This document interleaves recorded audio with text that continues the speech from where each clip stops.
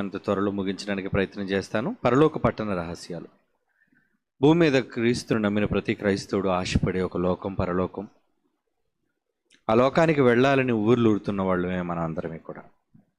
అయితే ఆ లోకానికి వెళ్ళే ముందు వెళ్ళే దారి యేసుక్రీస్తు వారే మొదట మనకు చూపించారు.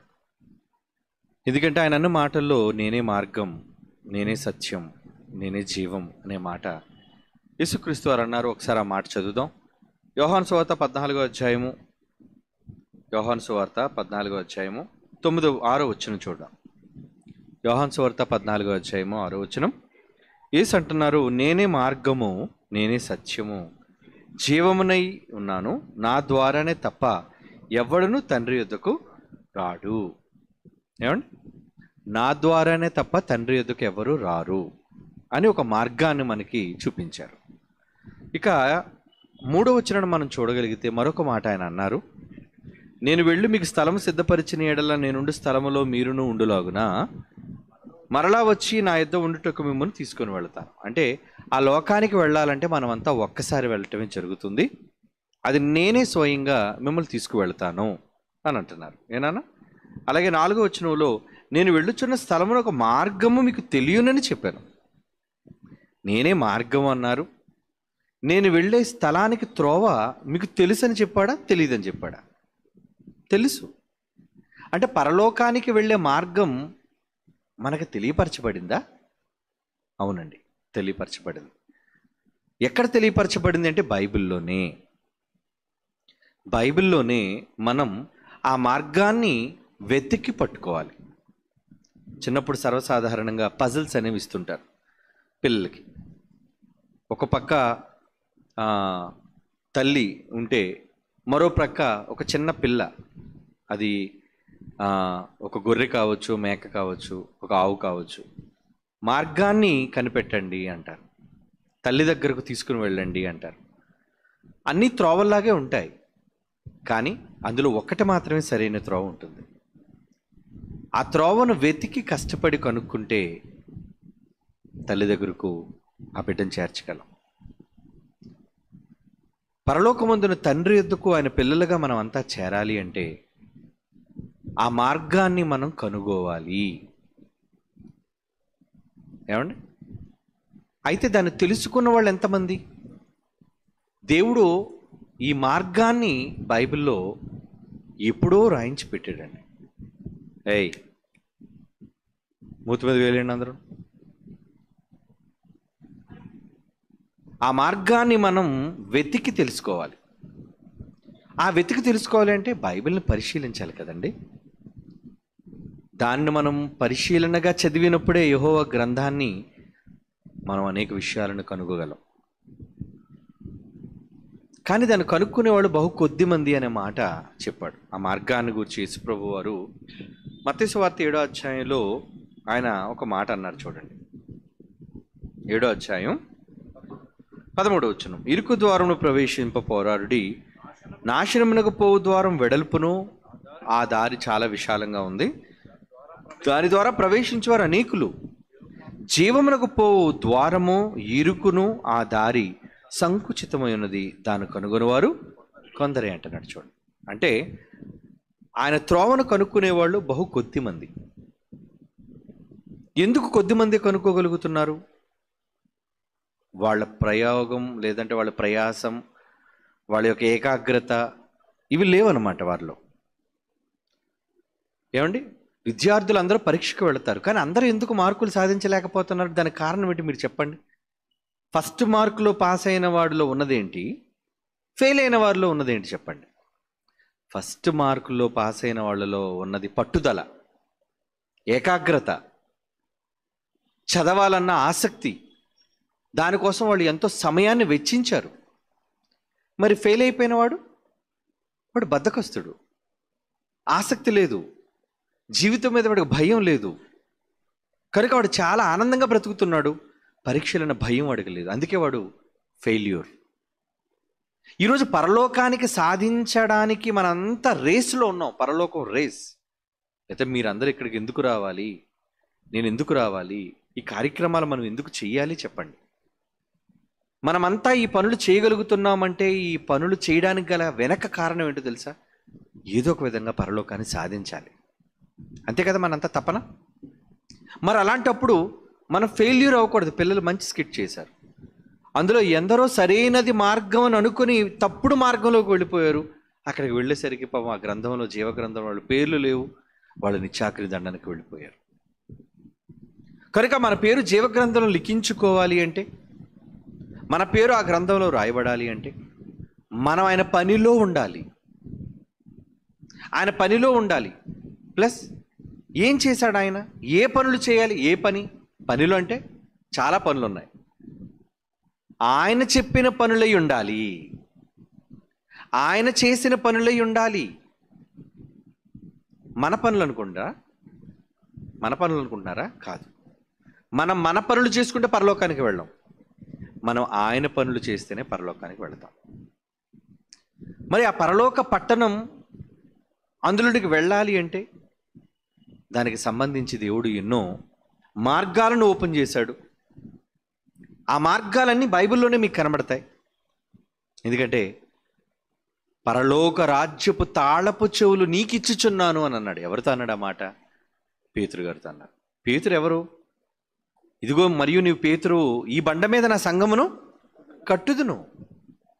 మొట్టమొదటి సంఘాన్ని ఆరంభించింది ఎవరండి? పేతురు. తన ప్రసంగం ద్వారా సంఘాన్ని ఆరంభించిన వ్యక్తి ఆయనే. అలాంటి సంఘాన్ని ఆరంభించిన పేతురు గారి చేతులకు ఏమిచ్చారంటున్నాడు యేసుక్రీస్తు వారు? పరలోక రాజ్యపు తాళపు చెవులు అంటున్నాడు. అంటే మనం వెళ్ళబోయే లోకం యొక్క తాళాలు ఇక్కడే ఉన్నాయా? ఏమనుకున్నారు తాళాలంటే? అక్కడేదో కప్ప వేసి ఉంటుంది, ఇక్కడేదో పెద్ద తాళాలు గుర్తుంటుందని కాదండి. ఆయన మాటలే తాళాలు.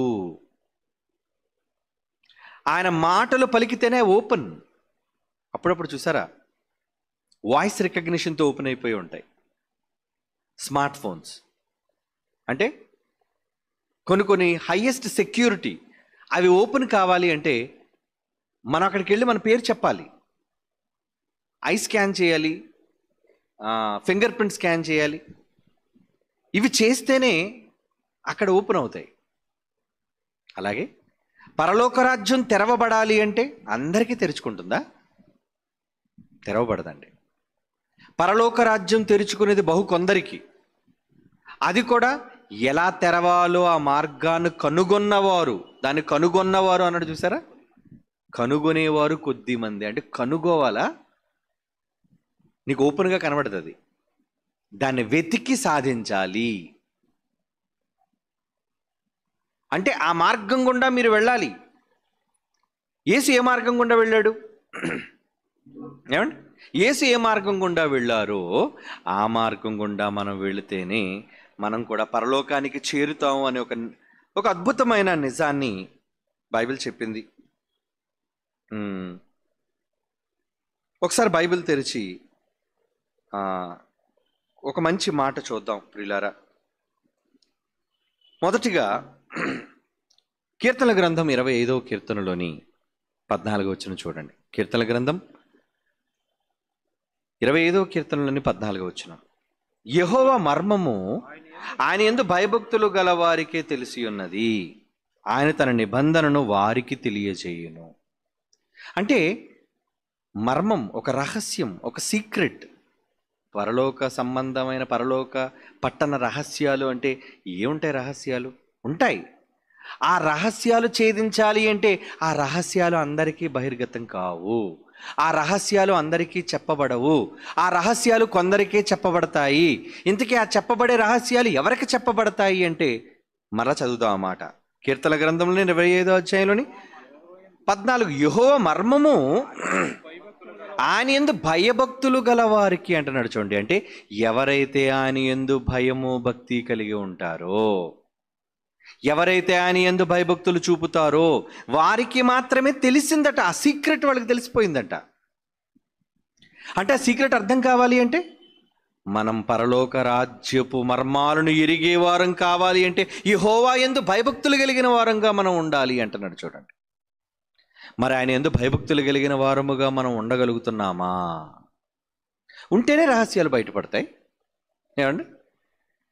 మరి భయము భక్తి మీకు కలగాలి అంటే ఖచ్చితంగా వాక్యాన్ని మీరు చదవాలి, ఆయన పనిలో మీరు ఉండాలి. అవి ఉంటేనే జరుగుతాయి కదా. ఓకే, ఇప్పుడు పరలోకాన్ని సాధించడానికి యేసుక్రీస్తు వారు ఏ మార్గం గుండా వెళ్ళారో ఒకసారి మనం బైబిల్లో ఒక మాట చూద్దాం. హెబ్రీలకు రాసిన పత్రిక 3వ అధ్యాయం 1వ వచనం. హెబ్రీ పత్రిక 3వ అధ్యాయం 1వ వచనం. ఇందువలన పరలోక సంబంధమైన పిలుపులో పాలు పొందిన పరిశుద్ధ సహోదరులారా, మీ అందరికీ ఇన్విటేషన్ ఉందా? ఎక్కడికి? పరలోకానికి. మీ అందరికీ పరలోకానికి ఇన్విటేషన్ ఉందా? రావాలి, ఉండాలి. ఏమంటే ఒక పెళ్ళికి ఇన్విటేషన్ లేకుండా వెళ్ళలేమండి. అడుగుతారు, నువ్వు ఎక్కడి నుంచి వచ్చావు? ఇంకా విఐపీస్ పెళ్ళిళ్ళు అనుకోండి, పెద్ద పెద్ద మినిస్టర్స్ ఆహ్వానం అనుకోండి, అప్పుడు ఖచ్చితంగా చాలా ఇంపార్టెంట్. ఆ ఇన్విటేషన్కి ఇంపార్టెన్స్ ఉంటుంది. ఎందుకంటే శత్రువులు ఎవరు ప్రవేశించకుండా ఉండడానికి చాలా లిమిటెడ్ మెంబర్స్, ముఖ్యులైన వాళ్ళు, అతి ప్రాముఖ్యమైన వాళ్ళే వెళ్తారు. మరి పరలోక రాజ్యం అందరికీ ఓపెన్ కాదు కదా, కొందరికి. అలాంటప్పుడు ఆ ముఖ్యమైన వాళ్ళలో మీరు ఉండాలి అంటే పరలోక సంబంధమైన పిలుపు మీకు రావాలి. ఆ పిలుపులో మీరు పాలు పొందారా? అలా పాలు పొందితే పరిశుద్ధ సహోదరులు అవుతారు మీరు. మనము ఒప్పుకున్న దానికి అపోస్తలుడును ప్రధాన యాజకుడైన యేసు మీద లక్ష్యం ఉంచండి. అంటే మీరు కాన్సన్ట్రేషన్ ఎవరి మీద చేయాలి? పరలోక పిలుపులో పాల్గొవాలి అంటే యేసు మీద కాన్సన్ట్రేట్ చేయండి. యేసు యేసు యేసు. ఎందుకంటే అప్పుడప్పుడు చూడండి, పరీక్ష రాసి వచ్చిన వాళ్ళని మనం అడిగాం అనుకోండి, ఎలా రాశారు మీరు పరీక్ష? వాళ్ళు చెప్తారు, దాని తాలూకా టెక్నిక్స్ ఏంటో వాళ్ళు చెప్తారు. వాళ్ళు ఏ విధంగా పాస్ అవ్వగలిగారు అనేది వాళ్ళ తాలూకా ఏమంటారు దాన్ని, ఎక్స్పీరియన్స్, వాళ్ళ అనుభవాన్ని పంచుకుంటారు. మరి యేసుక్రీస్తు వారు పరలోకానికి ఎంటర్ అయిపోయారు ఆల్రెడీ, అవునా? ఇప్పుడు వెళ్ళిపోయాడు. 2000 సంవత్సరాల క్రితమే తండ్రి కుడిపార్శ్వాన ఆసీనుడయ్యాడు ఆయన. పరలోక రాజ్యాల్లో ప్రవేశించాడు ఆయన. కనుక ప్రవేశించిన ఆయన మీద లక్ష్యం ఉంచాలి, మన గురి పెట్టుకోవాలి ఆయన మీద. ఏమండి, ఆయన అడిగితే చెప్తారండి కరెక్ట్గా. ఆయన చూస్తే మనం కరెక్ట్గా వెళ్ళగలమండి అనే నమ్మకం మొదట మీకు రావాలి. చాలామంది మనుషులను ఆదర్శంగా తీసుకుంటూ ఉంటారు. మనుషులు ఎప్పుడైనా పొరపాట్లు ఉంటాయారా? కానీ యేసుక్రీస్తు వారిలో ఏ పొరపాటు లేదు, నిరపరాధి. కనుక మీరు ఆయన మీదుగా నిజంగా మీరు మీ దృష్టి సారించగలిగితే ఆయన ఖచ్చితంగా మీరు పరలోకానికి వెళ్ళగలిగే మార్గాన్ని ఆయన తీసుకుని వెళతాడు. ఆయన మీకు మార్గాన్ని ఉపదేశిస్తాడు. మీరు అనుకున్న గమ్యానికి మిమ్మల్ని చేరుస్తాడు. మరి అలాంటప్పుడు ఆయన కోసం మీరు శ్రద్ధ చూపించాలా? ఎస్, కాన్సన్ట్రేట్ చేయాలి. మరి ఎవరి మీద ఉంటుంది మన ధ్యాస? ఏమండి, ప్రభు కార్యాల కోసం ఎప్పుడు మనం కాన్సన్ట్రేటెడ్గా ఉంటున్నామా? ఎప్పుడు చూడండి, తెల్లవారు లేవగానే రాత్ర మరలా మంచానికి చేరినంత వరకు ఎవరి పనుల మీద మనం ఉంటున్నాం చెప్పండి. మన ధ్యాస, మన ధ్యానం అంతా మన కోసం. ఈ లైఫ్, ఈ జీవితం, ఈ జీవిత కాలంలో నేను ఏం చేయాలి, ఏం సాధించాలి, ఎలా సంతోషించాలి, ఇలా వీటి కోసం మాత్రమే మనం ఆలోచిస్తున్నామండి. దానివల్ల ఏ ప్రయోజనం లేదర్రా, నిష్ఫలితం. అవన్నీ నిష్ప్రయోజనం. కానీ పరలోకాన్ని మీరు సాధించాలి అంటే ఆల్రెడీ పరలోకాన్ని సాధించిన ఫస్ట్ ర్యాంకర్ యేసుప్రభు ఉన్నాడు. ఆయన మీద మీ దృష్టి సారించండి అంటుంది. అందుకే బైబిల్ ప్రధాన యాజకుడిని యేసు మీద లక్ష్యముంచుడి. ఏమండి, అదే మరొక మాట చదువుతాం. హెబ్రీలకు రాసిన పత్రిక 10వ అధ్యాయం 19వ వచనం చూడండి. హెబ్రీలకు రాసిన పత్రిక 10వ అధ్యాయం 19వ వచనం. సహోదరులారా, యేసు మన కొరకు ప్రతిష్ఠించిన మార్గమున, అనగా నూతనమైనది, జీవము కలిగినది, ఆయన శరీరమును తెర ద్వారా ఏర్పరచబడినదియునైన మార్గము అంటున్నాడు. చూడండి, చూసారా? మార్గాన్ని ఏర్పాటు చేశాడు ఆయన. ఆ మార్గం మన కొరకు ప్రతిష్ఠించిన మార్గం అంట. రండి, కమాన్, ఇదే వే. అది చాలా క్రొత్తది, ఎవరు రాని మార్గం. ఆ మార్గంలో జీవం ఉందంటున్నాడు. ఆయన శరీరమును తెర ద్వారా, తన బాడీ ద్వారా, అంటే శరీరాన్ని ఉపయోగించుకునే పరలోకానికి వెళ్ళాడు. అది ఇక్కడ శరీరమును తెర అంటున్నాడు. ఏంటి అంటే పరలోకానికి, భూమి మీద ఉన్న ఈ జీవిత కాలానికి మధ్యనున్న తెర ఏంటో తెలుసా? మీ బాడీ. ఎప్పుడైతే ఈ ప్రాణం, ఈ ఆత్మ ఈ దేహాన్ని విడిచిపెడుతుందో తెర ఓపెన్ అయిపోయింది. మీకు డెసిషన్ అయిపోయినట్టే. మీరు పరలోకానికి వెళతారా, పాతాళానికి వెళ్ళిపోతారా అనేది మీ చావేనండి నిర్ణయిస్తుంది. మీ శరీరమేనండి తెర. అంటే ఈ శరీరంలో మనం ఉన్నాము అంటే ఇంకా తెర తెరుచుకోలేదు. ఇంకా మనకు అవకాశం ఉంది. స్టిల్ ఛాన్స్ ఉంది మనకి. మనం ఇంకా ఆయన మీద కాన్సన్ట్రేట్ చేయడానికి, మన నూతనమైన మార్గాన్ని, ప్రతిష్ఠింపబడిన మార్గాన్ని వెతకడానికి మనకు అవకాశం ఇచ్చాడు దేవుడు.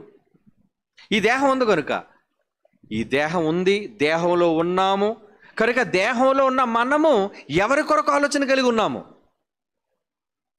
ఏమండి? పరలోక రాజ్యానికి ప్రవేశించడానికి తెరగా ఉపయోగపడేది మీ దేహం అని అనుకుంటే, ఆ దేహంతో ఏం చేయాలి? ఆ దేహంతో మీరు ఏం చేయాలి? రోమీయులకు రాసిన పత్రిక 12వ అధ్యాయం చూడండి. అపోస్తలుడైన పౌలు రోమీయులకు రాసిన పత్రిక 12వ అధ్యాయము 1వ వచనం. కాబట్టి సహోదరులారా, పరిశుద్ధమును దేవునికి అనుకూలమునైన సజీవ యాగముగా మీ శరీరములను, పరలోకానికి వెళ్ళటానికి మీ శరీరాలు అవసరమా? అదే కదా తెర. పరలోకానికి వెళ్ళడం అన్నా, నరకానికి పోవడానికన్నా మీ శరీరమే దానికి ఆధారం. అంటే ఈ శరీరాన్ని మీరు మళ్లించటం వలనే అటైనా వెళ్ళగలరు, ఇటైనా వెళ్తారు. దిశ నిర్దేశించేది, డైరెక్షన్ చూపేది మీ బాడీ. కాబట్టి పరిశుద్ధమును దేవునికి అనుకూలమైన సజీవ యాగముగా మీ శరీరములను ఆయనకు సమర్పించుడని దేవుని వాత్సల్యమును బట్టి మిమ్మల్ని బ్రతిమాలుకుంటున్నాను. ఈ సేవే మీకు అవసరమైనది, మంచిది, యుక్తమైనది, ప్రయోజనకరమైనది అంటున్నాడు. చూడండి, అంటే ఈ దేహంతో మీరు దేవుని కొరకు చేయవలసిన ఎన్నో పనులు, ఆ పనులు దేవుని కొరకు చేయటం ద్వారానే మీరు పరలోక రాజ్యంలోనికి పరలోక రాజ్యంలోనికి ప్రవేశించాలంటే ఈ దేహాన్ని ఒక సాధనంగా మీరు వాడాలి. ఏం సాధనం అంటున్నాడండి? దేవునికి అనుకూలమైన సజీవ యాగముగా. ఏమండి? నీతికి సాధనాలు అంటాడు. చూడండి ఇంకో దగ్గర రోమపత్రిక 6వ అధ్యాయంలోని, రోమపత్రిక 6వ అధ్యాయము 13వ వచనం. రోమపత్రిక 6వ అధ్యాయం 13వ వచనం. మరియు మీ అవయవములను దుర్నీతి సాధనములుగా పాపమునకు అప్పగించొద్దు, అయితే మృతుల్లో నుండి సజీవులు అనుకుని మిమ్మల్ని మీరే దేవునికి అప్పగించుకొనుడి. మీ అవయవములను నీతి సాధనములుగా దేవునికి అప్పగించుడి. అంటే ఇప్పుడు మీ బాడీ ఎవరికి హ్యాండ్ ఓవర్ చేయాలి? పరలోకానికి వెళ్ళాలి అంటే క్రీస్తుకు హ్యాండ్ ఓవర్ చేయాలి. ఆయన పని కోసం మీరు హ్యాండ్ ఓవర్ చేయాలి బాడీ. శరీరాన్ని దేవుని పనులకు అప్పగించకుండా పరలోక రాజ్యం రాదు. ఇవేనండి మెలకువలు. పరలోక రాజ్య పట్టణ ప్రవేశానికి మనం అవసరమై తెలుసుకోవలసిన మెలకువలు అంటారు వీటిని. అంటే బాడీ ఉండాలి, ఆ బాడీ దేవుని పని కోసమై ఉండాలి, అది నీతికి సాధనంగా ఉపయోగపడేటట్టుగా ఉండాలి, దేవునికి అనుకూలమైనదిగా ఉండాలి. అంతేగాని సమాజానికి అనుకూలమైనదిగానో, కుటుంబానికి అనుకూలమైనదిగానో, లేదు మీకు అనుకూలమైనదిగానో బాడీని మీరు మలుచుకోవటం వల్ల మీకు ఏ ప్రయోజనం లేదు.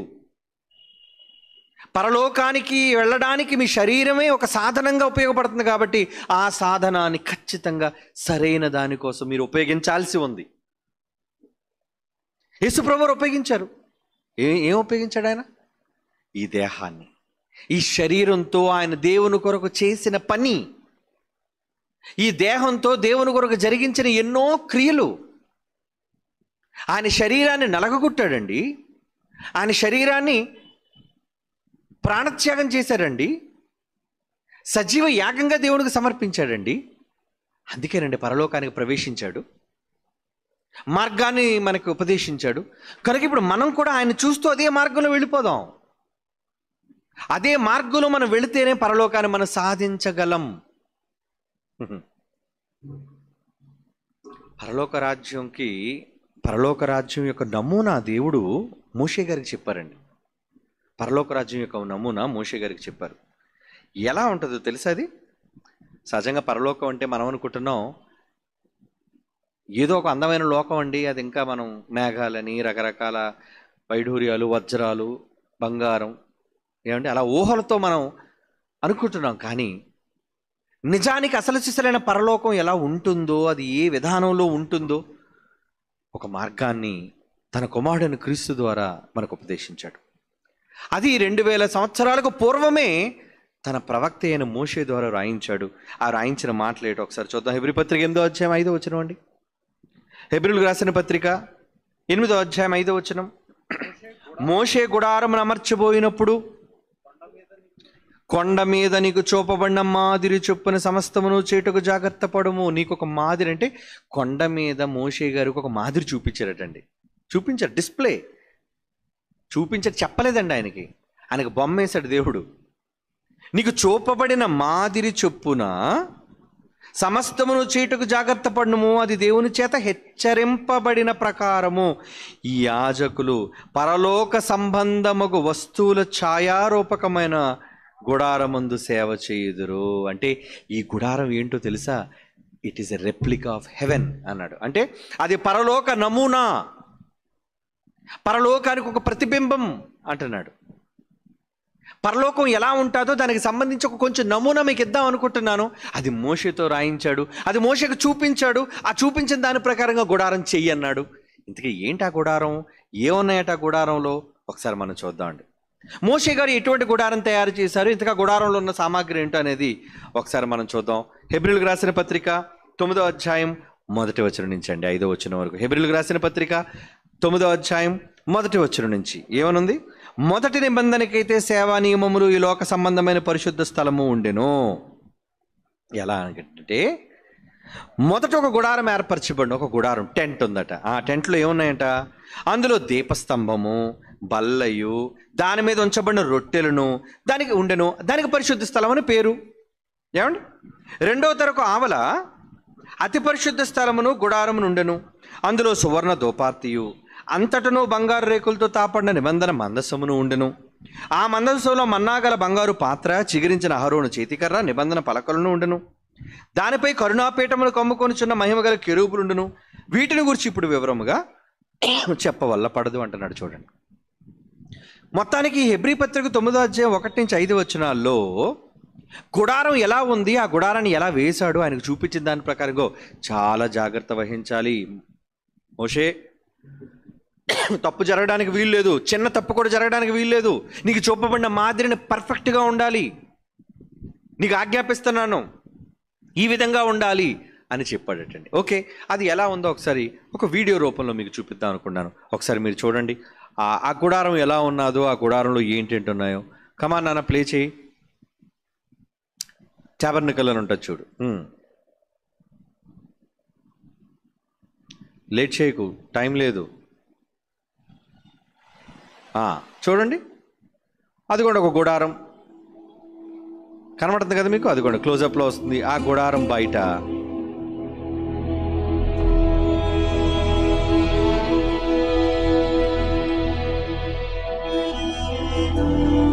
ముందుగా పాజ్ చేయి, ఆ బయట ముందుగా కనబడుతుంది.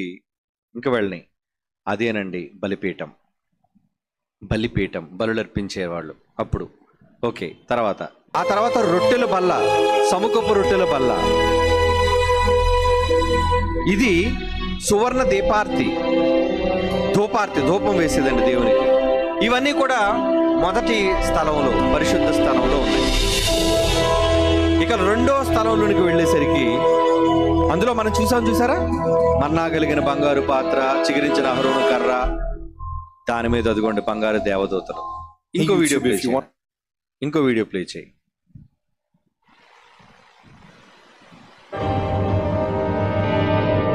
మరి ఇంకొకసారి మీకు మీ రిమైండర్ కోసం చెప్తున్నా. బలిపీఠం బయట గొర్రెల్ని, మేకల్ని అర్పించే బలిపీఠం, బలి పశువులు, రక్తం అక్కడ చిందించాలి, బలి ఇక్కడ అర్పించాలి, ఆ గంగాళంతో కడుక్కోవాలి. వాళ్ళకున్న సేవా నియమం.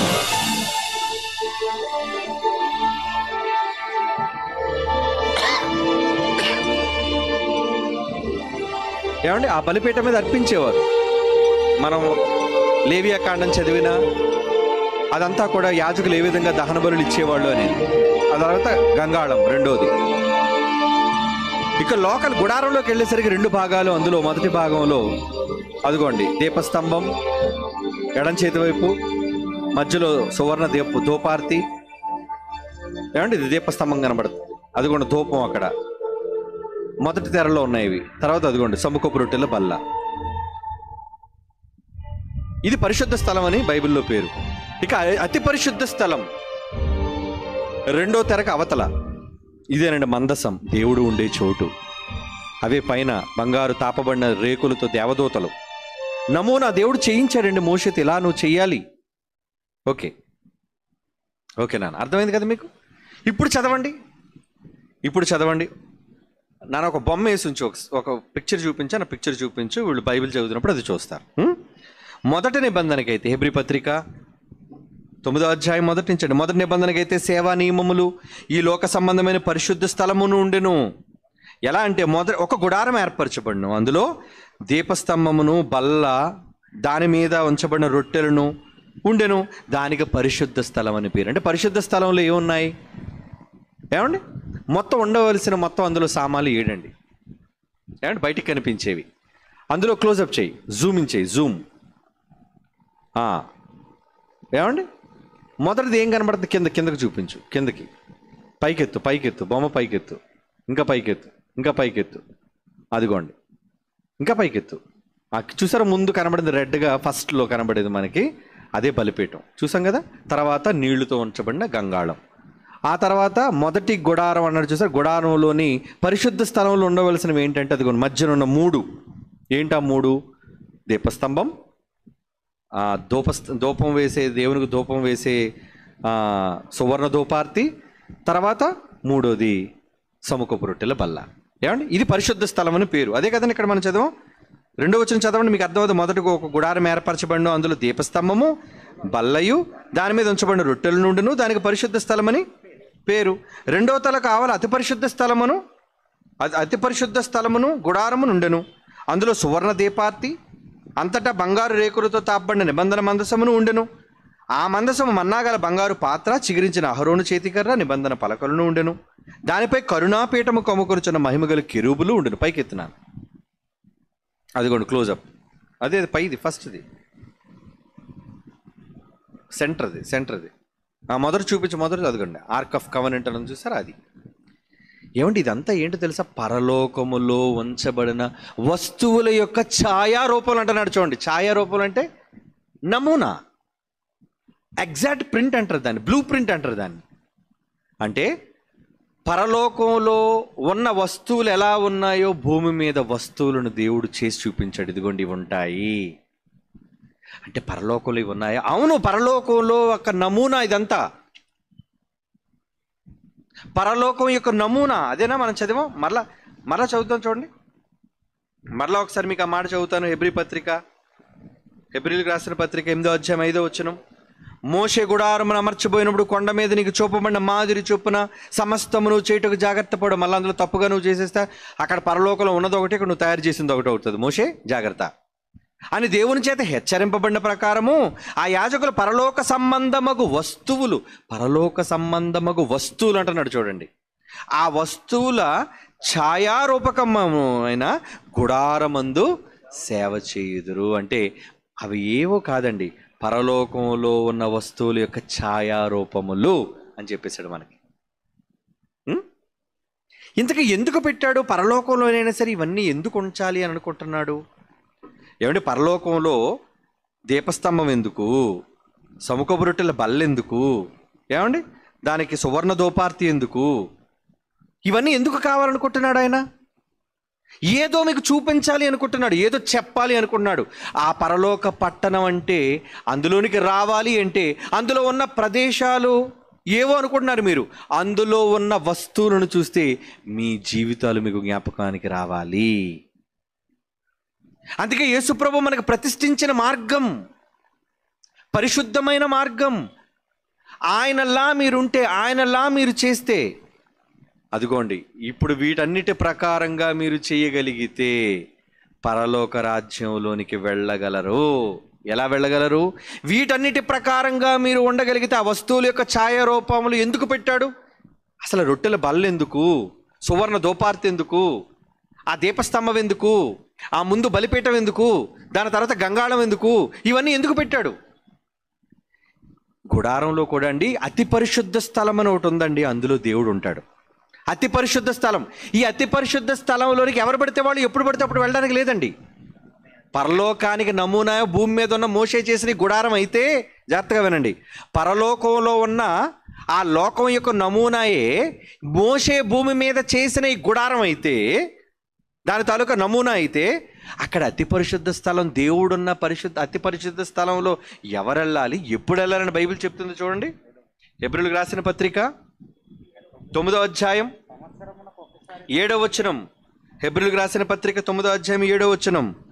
సంవత్సరమునకు ఒక్కసారి మాత్రమే ప్రధాన యాజకుడొక్కడే రక్తము చేత పట్టుకొని రెండవ గుడారములోనికి ప్రవేశించవలెను అంటున్నాడు చూడండి. రెండవ గుడారములోనికి ప్రవేశించవలెను.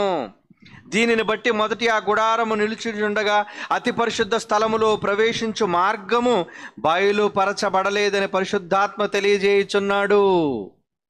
ఇవన్నీ తెలియకుండా మీరు అతి పరిశుద్ధ స్థలంలోనికి వెళ్ళలేరు. వీటన్నిటిని గురించే వివరణ మీరు అర్థం చేసుకోకుండా పరలోక పట్టణ రహస్యాలంటే ఏమనుకున్నారు? పట్టణం అంటే ఏదో పెద్ద పెద్ద ఇక్కడ భూమి మీద మనుషులు పట్టే భవంతులు అనుకుంటున్నారా? ఇవే మాత్రం అండి. ఆయన నిర్మించే వాటితో మనుషులు కట్టే కట్టడాలు పోల్చగలమా? ఆయన అక్కడ మీకు చూపించాలనుకుంటుంది భవనాలు, నిర్మాణాలు కాదు, మీరు భూమి మీద బ్రతకవలసిన విధానం. అదేనండి, దట్ ఈస్ హెవెన్.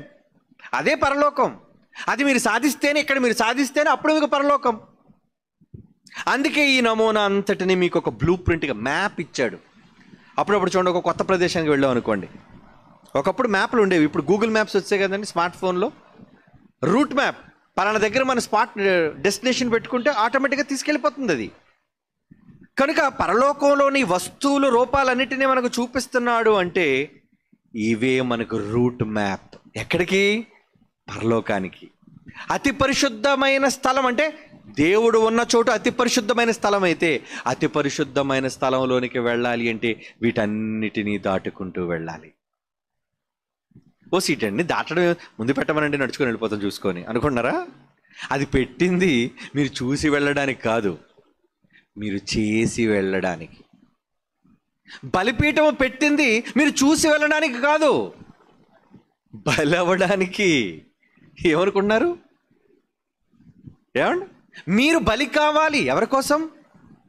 దేవుని కోసం, పరలోకం కోసం మీరు బలి కావాలి.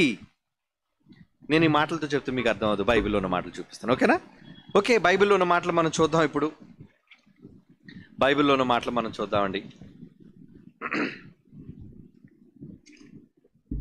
ఇందాక మనం అనుకున్నట్టుగా ఒక మాట మనం ముందుగా మీకు చదివించాను. ఏంటది? రోమిలికి రాసిన పత్రికలో ఒక మాట చూద్దాండి. రోమిలికి రాసిన పత్రిక 8వ అధ్యాయము, సజీవ యాగంగా బలి అవ్వాలనేది 12వ అధ్యాయం మనం చదువుకున్నాం. ఏమండి,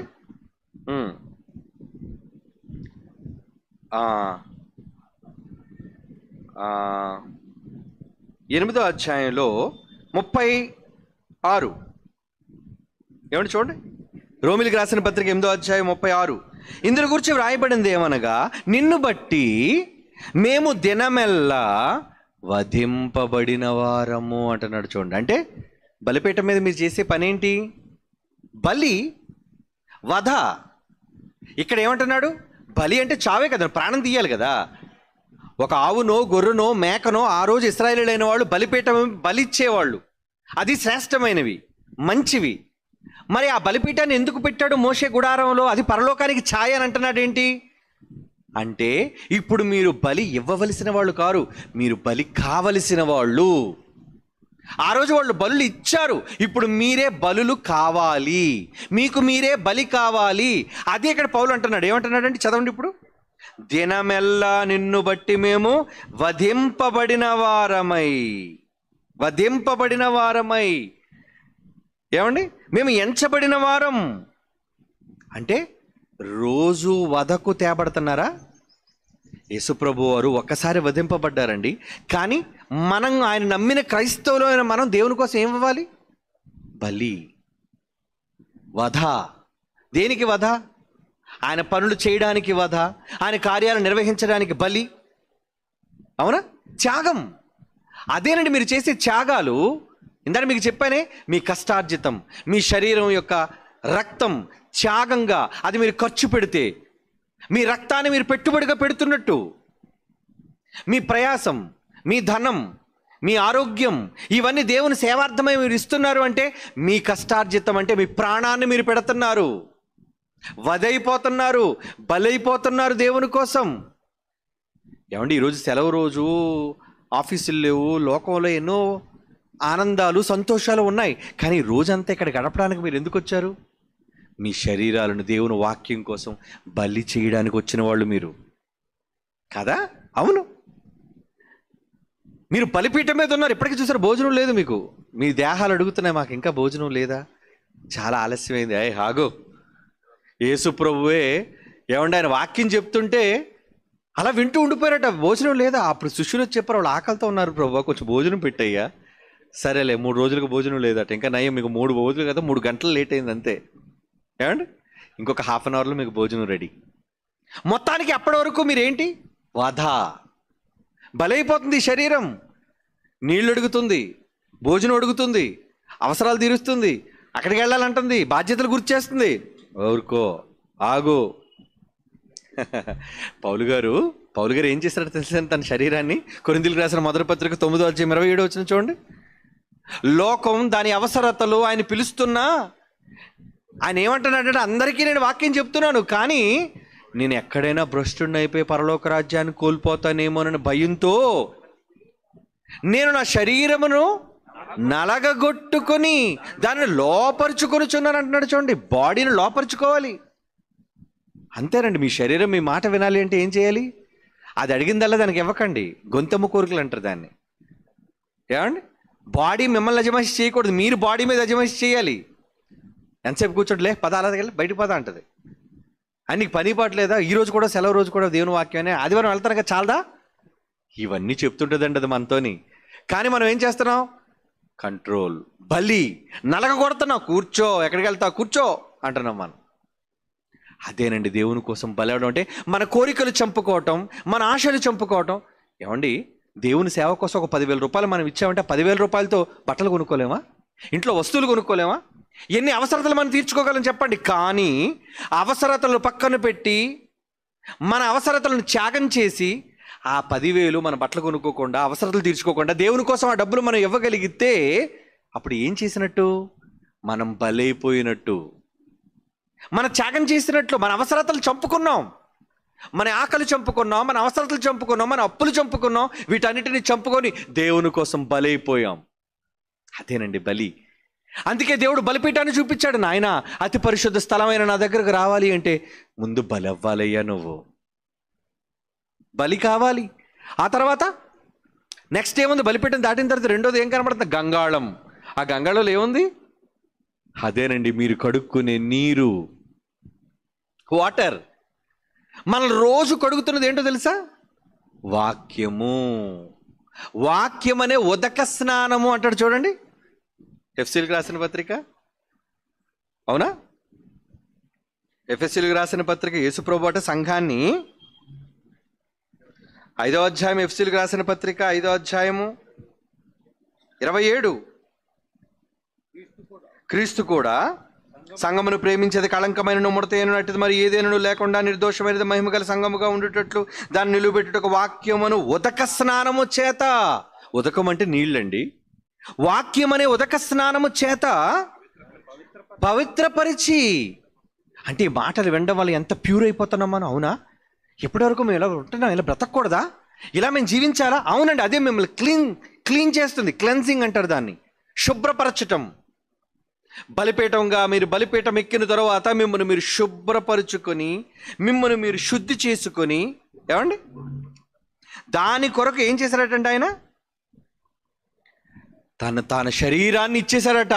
మరి ఇప్పుడు మనం, అందుకే దేవుడు కూడా నా దగ్గరకు వచ్చే ముందు మీరంతా కూడా వాక్యంతో కడుక్కోవాలి అంటున్నాడు. ముందు బలైపోవాలి, ఆ తర్వాత వాక్యంతో కడుక్కోవాలి. యెషయా గ్రంథం 1వ అధ్యాయం 16వ వచనం చూడండి. బైబిల్ సమాధానం ఏమంటుంది? యెషయా గ్రంథం 1వ అధ్యాయం 16వ వచనం, మిమ్మును కడుగుకొని శుద్ధి చేసుకొనుడి. మిమ్మును కడుగుకోండి అంటున్నాడు. మీ చేతుల్ని, మీ కాళ్ళను కడుక్కోవడం కాదు, మిమ్మును మీరు కడుక్కోండి, శుద్ధి చేసుకొనుడి. మీ దుష్క్రియలు నాకు కనబడకుండా వాటిని తొలగింపుడి. చూసారా?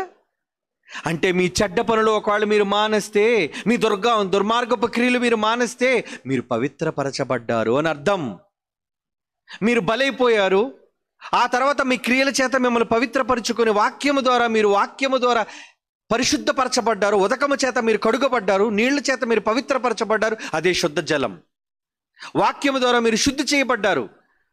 ఆ తర్వాత ఇంకెక్కడికి? నెక్స్ట్ లోపలికి రండి. లోపలికి వచ్చి అప్పుడు మీరు మొదటి పరిశుద్ధ స్థలములోనికి ప్రవేశించడానికి అర్హత మీరు సంపాదించారు. పరిశుద్ధులయ్యారుగా, మిమ్మల్ని మీరు కడుక్కున్నారు, బలయ్యారు. మీరు పరిశుద్ధ స్థలంలోకి వచ్చే అధికారం వచ్చింది. పరిశుద్ధ స్థలంలో ఏమున్నాయి? పరిశుద్ధ స్థలంలో మరలా 3 వస్తువులు మనకు కనబడుతున్నాయి. ఏమున్నాయి పరిశుద్ధ స్థలంలో? దీపస్తంభం. దీపస్తంభం అంటే వెలుగు. ఎవరైనా ఒకవేళ మీ దగ్గర దీపం ఉంటే దీపస్తంభం మీద కదా పెడతామని యేసుప్రభు వారు చెప్పారు. కొంచెం కింద కానీ మంచం కింద కానీ దాన్ని పెట్టరు కదా. అందరికీ వెలుగిచ్చుటకై అన్నాడు. వెలుగిచ్చుటకై అంటే ఇప్పుడు మీ వెలుగు ఏమివ్వాలి? ఎవరికి ఇవ్వాలి వెలుగు? చదవండి ఆ మాట. మత్తయి సువార్త 5వ అధ్యాయం 13వ వచనం. మత్తయి సువార్త 5వ అధ్యాయం 14. మీరు లోకమునకు వెలుగై ఉన్నారు. దీపస్తంభం అంటే అందరికీ వెలుగుగా కనబడాలి కదా. మీరు వెలుగై ఉన్నారు. కొండ మీద ఉండు పట్టణం మరుగై ఉండన్నారు. మనుషులు దీపం వెలిగించి మంచము క్రింద పెట్టరు, కానీ అది ఇంట నుండి వారందరికీ వెలిగించుటకే దీపస్తంభం మీద పెట్టుదురు. దీపస్తంభము అంటున్నాడు చూడండి. అదే అందుకే చూపిస్తున్నాడు దీపస్తంభం.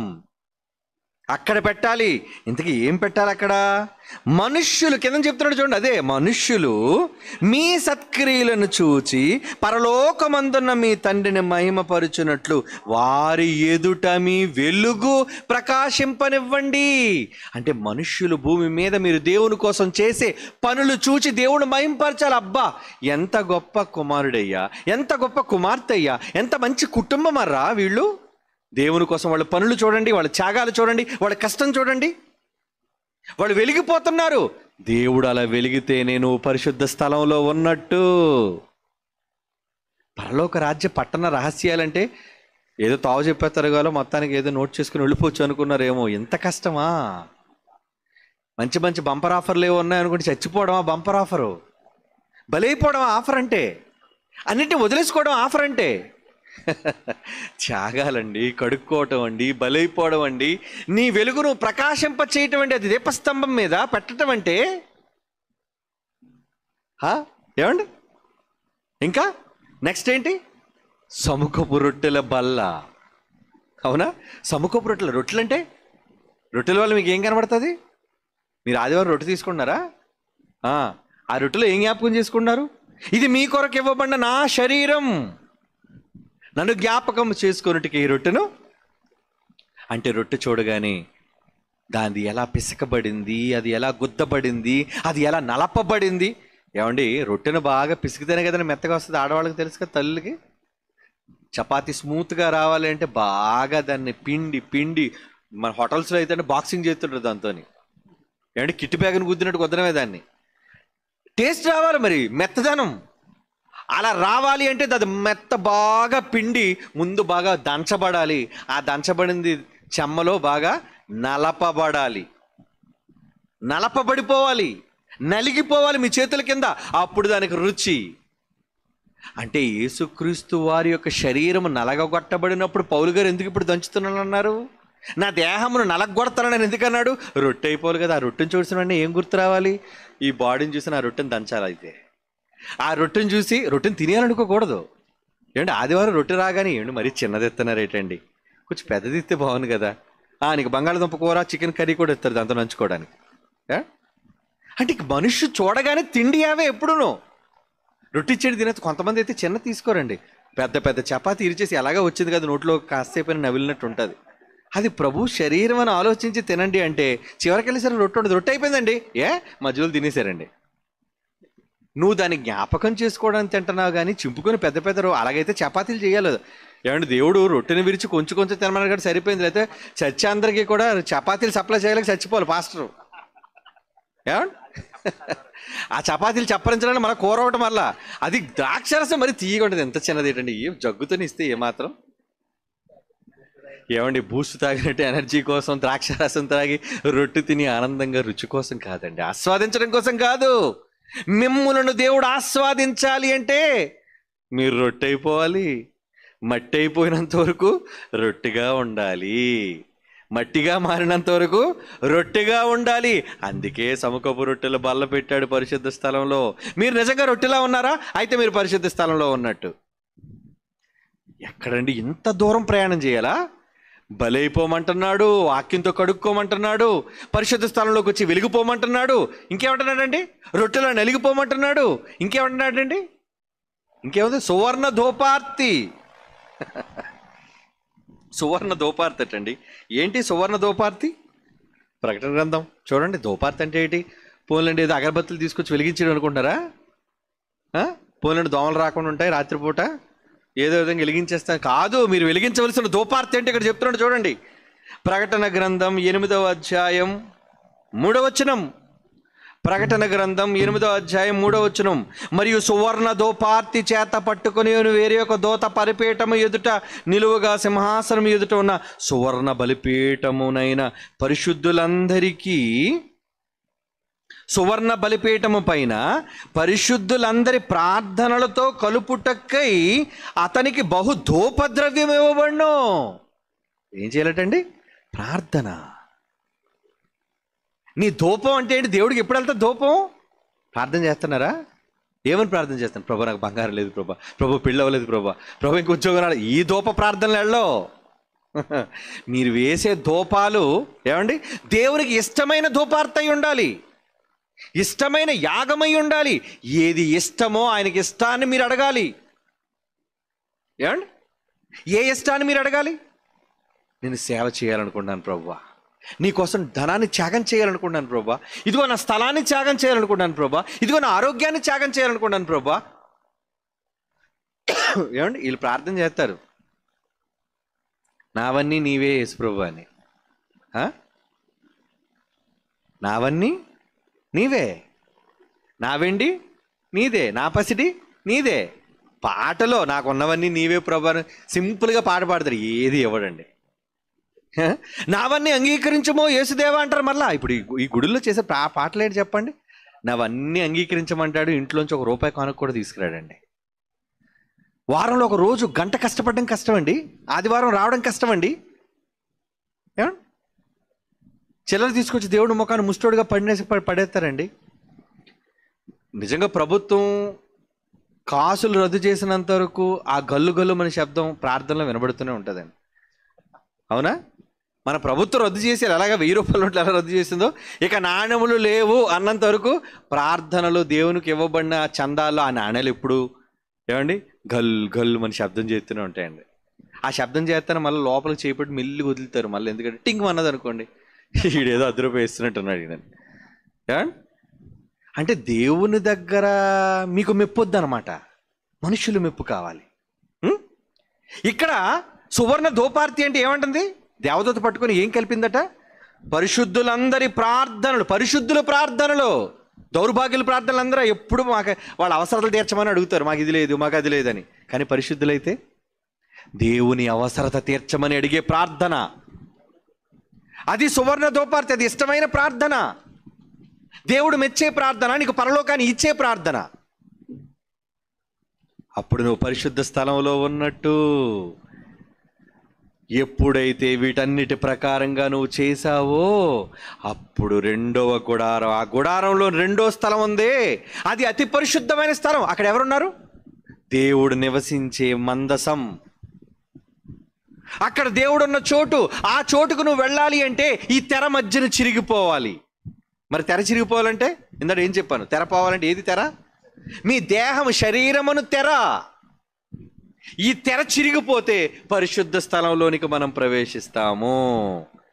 ఆ పరిశుద్ధ స్థలంలో ఉన్నదేనండి మన తండ్రి, మన ప్రభు, మన కోసం ఎదురు చూస్తున్న మన కన్న తండ్రి, ఎన్నో ఆశలు కన్నా మన తండ్రి.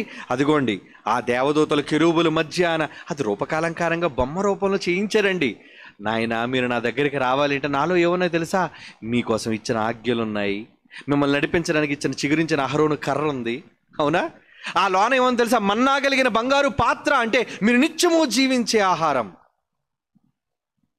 ఏమండి? అవన్నీ సూచనగా పెట్టాడండి ఆ లోపల. అంటే నా దగ్గరకు వస్తే మీరు ఎల్లప్పుడూ బ్రతుకుతారు, నా దగ్గర ఉంటే మీరు ఎల్లప్పుడూ జీవిస్తారు. మరి జీవించాలి అంటే ఈ దేహం అనే తెర చిరిగిపోవాలి. ఈ దేహం అనే తెర ఎప్పుడు చిరిగిపోతుందో తెలుసా? మీరు బలైపోయినప్పుడు, వాక్యంతో మిమ్మల్ని కడుక్కున్నప్పుడు, మీరు దీపంలా మీరు ప్రజ్వలించినప్పుడు, మీ సత్క్రియలు ఈ లోకం ఎదుట ప్రకాశింపజేసినప్పుడు, మీ దేహాన్ని దేవుని కోసం నలగగొట్టినప్పుడు రొట్టెవలే, మీరు ప్రార్థనలతో దేవునికో సేవ చేయటం కోసం మీరు ధూపాన్ని దేవునికి వేసినప్పుడు, అప్పుడు మీరు పరలోక రాజ్యమైన అతి పరిశుద్ధ స్థలంలోనికి వెళ్ళడానికి అవకాశం. అది అన్నిసార్లు అటెంప్ట్ కాదు, 1 అటెంప్ట్. ఎప్పుడన్నాడు పరలోకంలో ఎన్నిసార్లు వెళ్తారు చెప్పండి? పరిశుద్ధ స్థలంలోకి, అతి పరిశుద్ధ స్థలంలోకి ఎప్పుడు వెళ్ళాలని ఎందాడో మనం రాసుకున్నాం? సంవత్సరానికి ఒక్కసారి. అది ప్రధాన యాజకుడు. ఇప్పుడు మన ప్రధాన యాజకుడు ఎవరు? యేసుప్రభు మన ప్రధాన యాజకుడే కదా, అవునా? చూడండి, హెబ్రీయులకు రాసిన పత్రికలో యేసుప్రభు ఎవరైనా అక్కడ ఉంటారు చూడండి. హెబ్రీయులకు రాసిన పత్రిక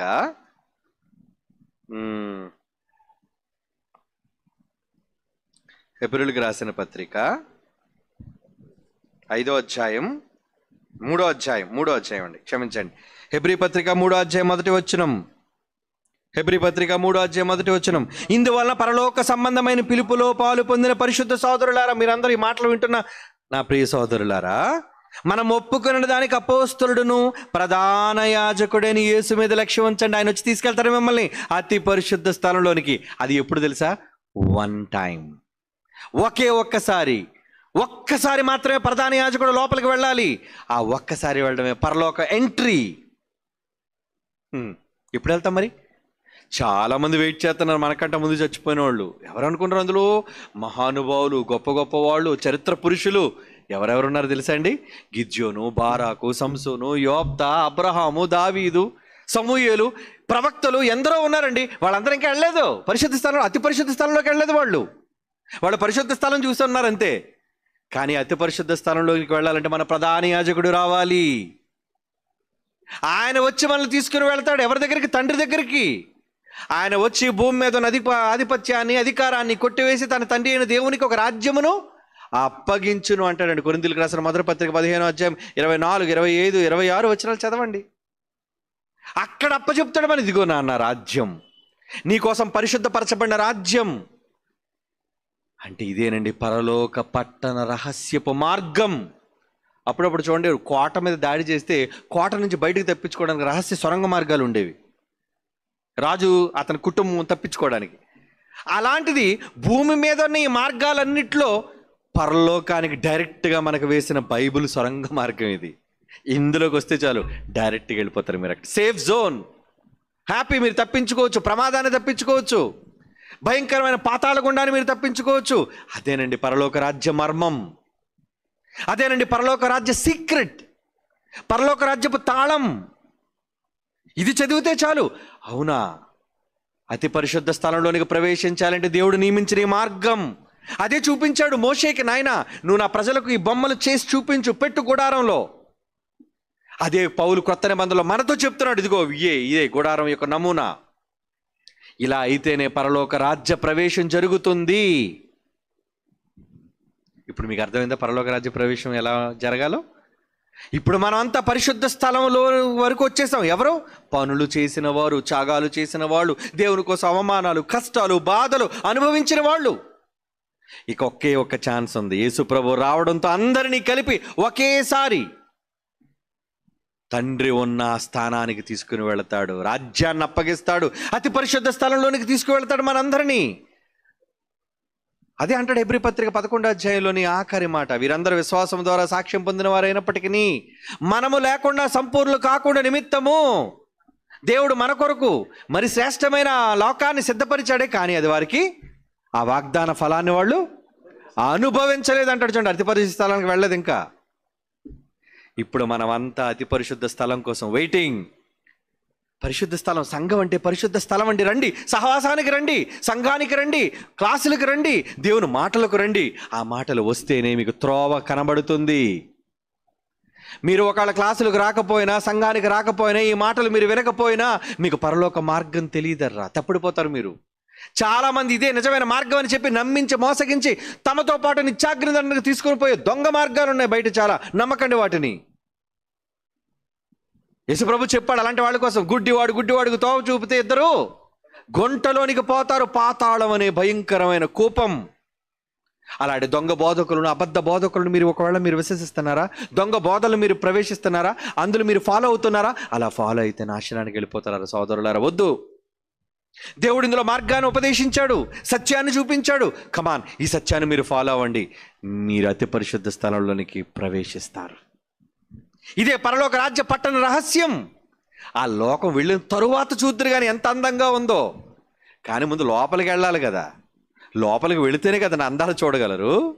అసలు లోపలికే వెళ్ళడానికి నో ఎంట్రీ బోర్డు పెడితే దేవుడు మీకు ఏమండి ఫస్ట్ మొదటి శతాబ్దంలో చెప్పేశాడు, నో ఎంట్రీ బోర్డు కొంతమందికి పెట్టేస్తానని చెప్పాడు. ఎవరికి? ప్రభా, నీ నామను దెయ్యం వెళ్ళగొట్టలేదా, నీ నామను అనేకమైన అద్భుతములు చేయలేదు, నీ నామను అబ్బో వాళ్ళ ప్రవచనాలు మేము చేయలేదంటే, మీరెవరో నాకు తెలియదు, అక్రమము చేయువారులారా మిమ్మల్ని ఎన్నడూ నేను ఎరుగురు, నా ఎదురుండి పోండి. No entry board. ఏంటంటే వాళ్ళకి లేదా?